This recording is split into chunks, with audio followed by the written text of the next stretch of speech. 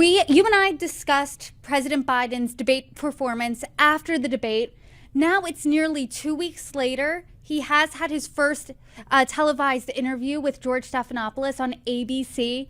What are your reactions a few days after that? There was a famous line that Dr. Johnson said in the 1780s or so about a bear dancing. He says, it's not that it dances well, it's that you're surprised it dances at all. And that's kind of what I thought about the debate, about the questioning by Stephanopoulos. I felt like Biden didn't hurt himself with any huge gaffes. He didn't help himself either. And there's been one point that's been missed, I think, Brittany. We're now nearing 2 weeks past the debate. And Biden has done almost nothing in public to remedy what is solidifying into a clear view that he is no longer competent to run for president and may not be competent to run the office. So it's been surprising that that his staff and family haven't figured out that as risky as it is to put him out in public, it may be even riskier to just keep him in private. Let's talk about his media strategy, if you will. This morning, Monday morning, he called into Morning Joe, a show that is usually friendly to him. Democrats during the Trump presidency, though, when Trump would call into Fox and Friends, this feels like it's the same move, just flipped for a Democrat.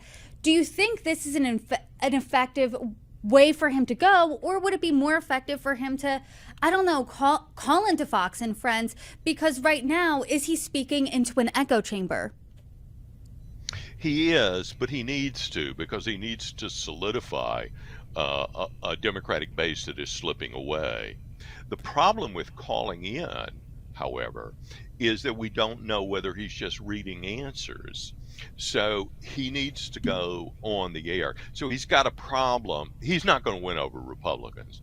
He's got to win back the Democrats who are now calling for him to get out. Many of them are. And he's got to win over independents. He can do some of the winning back Democrats by calling into Morning Joe. And he did sound strong and very clear on that.